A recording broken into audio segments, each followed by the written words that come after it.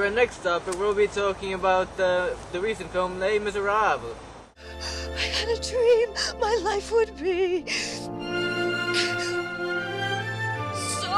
different from this hell I'm living. This film came out on DVD in May, which is kind of recent, so we decided to talk about it now.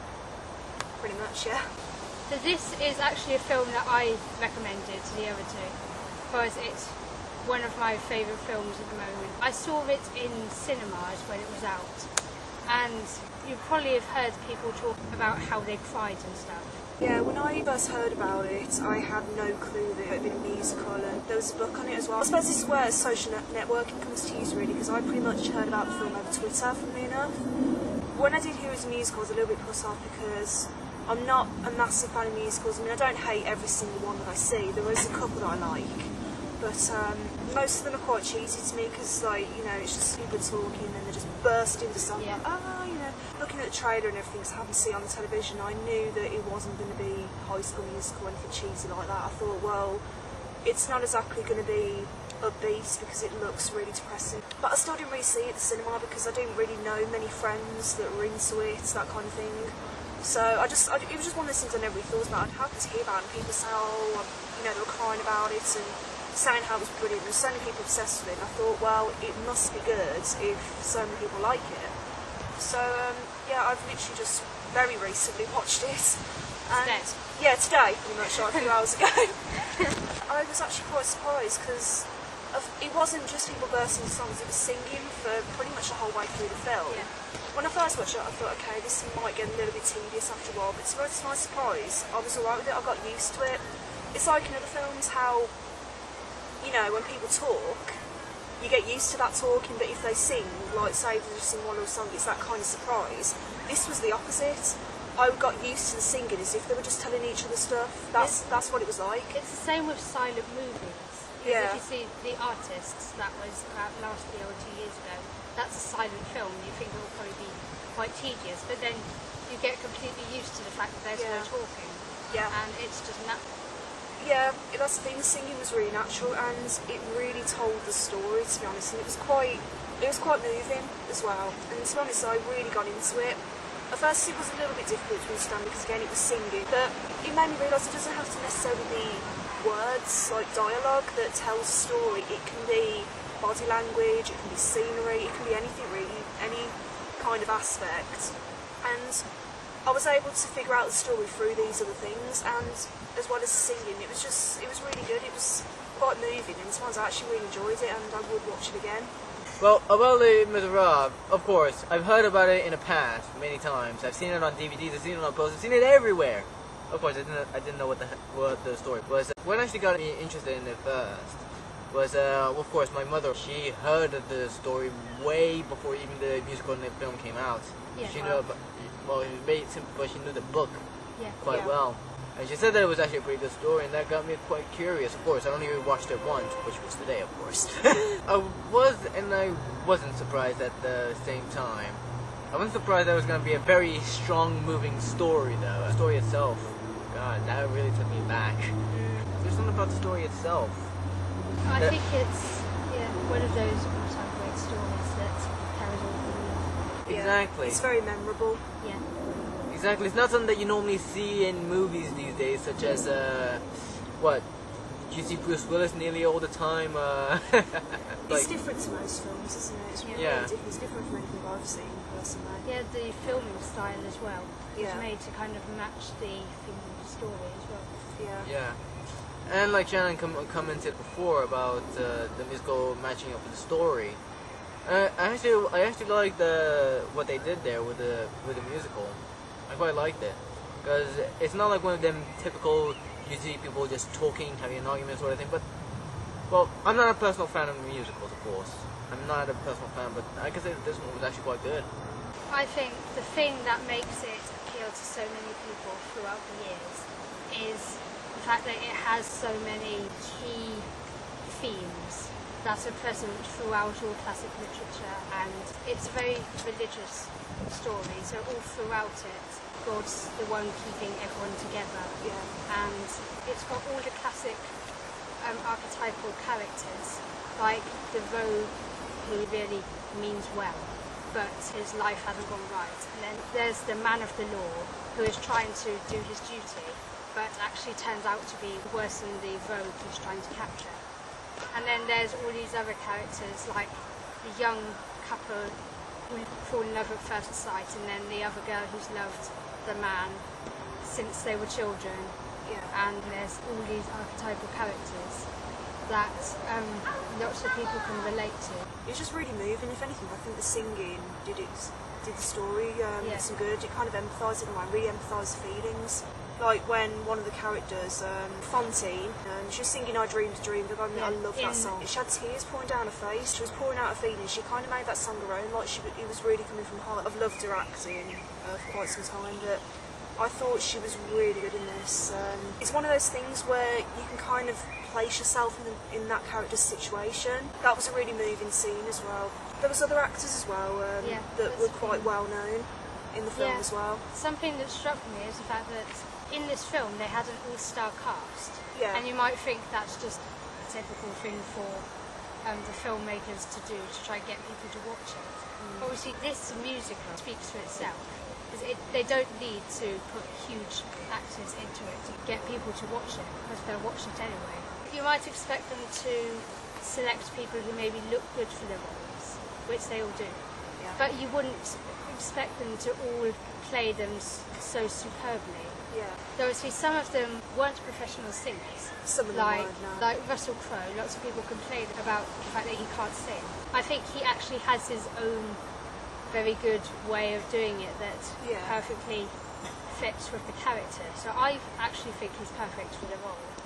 And so is everyone in the whole thing. What I was wondering whilst I was watching it is how did they get that cast together? Because it's like you were saying, Russell Crowe wasn't the most perfect of singers. Well, how likely is it going to be to find a film where you've got so many perfect singers? It's not going to be likely, this is the thing. On a stage, you have to project your voice. So you can't do the really intimate scenes. What they focused on in the film was the emotion. Maybe they weren't all world-class singers, but actually some of them were really, really beautiful, amazing singers, like Anne Hathaway and Amanda Seyfried. I had no idea Amanda Seyfried could even sing, because I don't think I've seen... Mamma Mia. I'm going to see Mamma Mia soon, because my mum's taking me to. But anyway, well, the first film I ever saw him was Mean Girls, like, years ago, and that's well, her character in that was very kind of dozy, really. But then she's also been in other films, like she's been in Red Riding Hood. I mean, I've not seen that film, but that's a quite different genre in itself. I'm pretty sure she was in another film, I think Jennifer's Body. That's a horror film, and when you compare something like Les Miserables to something like a horror... It's actually the same with Hugh Jackman, who played Jean Valjean, because previously lots of people probably know him as Wolverine. But then this film is so different to other films that I think it will make some of these actors' careers come to life, even though they've already got such big careers. Especially people like Samantha Barks, who played Eponine, because I definitely think it will elevate her career to new levels. I think this is different to what Anne Hathaway's done in the past. So I'm going to rate this probably 9 out of 10, mainly because I really liked the concept, I liked the story, it was really moving. Really gripping as well. It's one of those things where you can really relate to the characters. It makes you feel as if you're in their situation as well, and I love stuff like that. I always like to think of myself as being in the film. It's quite memorable as well. I mean, some people can probably get emotional at the story. I mean, I don't get emotional at films as such, but I do feel something. I feel like quite deep feelings inside, really, even though I don't really show it on the outside. I really liked a lot of the actors as well, the ones that are well known and not well known. All of them, it seems like all of them just had really, they were really well cast, really.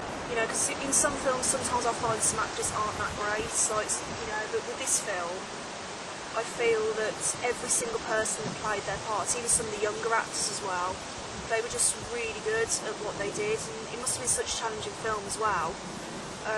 Whether you are a professional singer or not, I think that kind of thing is really challenging. The actors did really well. As far as personally, it's not something I could have done. Definitely not. It's having the confidence to do that kind of thing. So yeah, I definitely recommend it for people who like musicals, but I'd also recommend it for people who like really dark stories like History, So yeah, I'd definitely say it's a really excellent film, and I'd recommend it for a lot of people of different ages as well. Yeah. Well, of course, even though it's not something that I would normally watch, but I think for another person's perspective, I think I rate it as a 7 or 8 out of 10, personally. Of course, the same reason as the Shannon, though, because the story is one of them inspirational sort of something that you don't see quite often sort of stories. It's a very memorable story, isn't it? Yeah. That's because me and Leo aren't really fans of musicals. I think it's good that it's impressed us, because if we'd recommended it, then anyone who's not a fan of musicals, just give it a go. That's all I can say. Because you know, I was a bit judgmental about it at first. I thought, oh, musicals, I'm not really going to bother watching it, but it's like that expression, don't judge a book by its cover. Don't judge a film by its genre. I probably shouldn't have judged it before I saw it, because I watched it and I actually really loved it. It surprised me. Just because one film with a certain genre is bad doesn't mean they're all will be. Well, that's the thing. I think if you're gonna like a certain type of film and there's another type of film that you don't like, another genre, then naturally when something comes out of the cinema, you might look at the trailer and it just naturally won't interest you. But it's like this film I watched 17 again. I was a bit judgmental then because I wasn't really a fan of Zac Efron, but I got the film for Christmas. I was thinking, yeah, this is a little awkward. My mum was like, oh, I'll give it a go, you might like it. Loved it. Absolute brilliant film. It's the same with Les Miserables. So I think really, you naturally judge something and think it's not going to be good, but once you give it a try, it's actually alright. It's anything, it's probably one of the best things you've ever seen, and that's my opinion today. So I definitely recommend it. Don't just judge it just because it's a musical. Like look through the film and see the story behind it, see the inspiration. Honestly, just give it a go. That's all I can say. Okay, next up we've got the music feature. Okay, the song that we're going to be featuring this week is one of my own choice. It's called Still Into You by a band named Paramore. I've been quite a bit of a fan of Paramore for a long time because the genres I'm normally tend to enjoy are rock, punk, alternative, metal, that kind of thing. Paramore are an American alternative rock / pop punk band, they've got so many genres, that were originally formed in 2004. They've released a number of really popular albums over the years, including All We Know Is Falling, Riot and Brand New Eyes. They've got a current album at the moment, and that's where the song Still Into You comes in. But they've had a bit of trouble recently over the past couple of years or so, because in 2011 two of the band members kind of decided they weren't going to be a part of the band anymore, and there was also an announcement they were apparently going to split and everything. But they decided they were still going to carry on, even despite the fact they lost these two band members. And what they did was they posted this website up and put different individual singles they'd just released on there, so just to keep the band going really. And it was available opportunity for fans nationwide to download the songs and see what they think of them, which I think is a really good idea. They've now got 3 band members. Three band members instead of 4 or 5 what they originally used to have, and they've kind of changed their style a little bit because they used to be, their songs used to consist of quite serious topics, and they were kind of like alternative rock, and some of their songs could be quite dark and depressing as well, but now they've got a slightly new edge to their style. It's now more pop punk.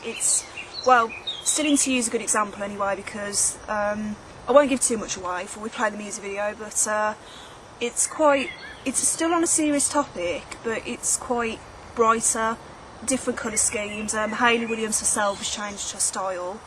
So I suppose just see what you think. Anyway, this is the music video, Still Into You, so I hope you enjoy it.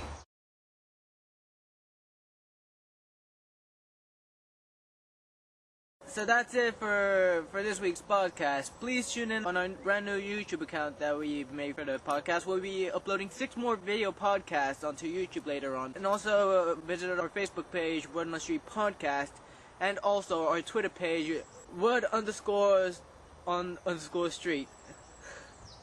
And until next time, adios. Bye.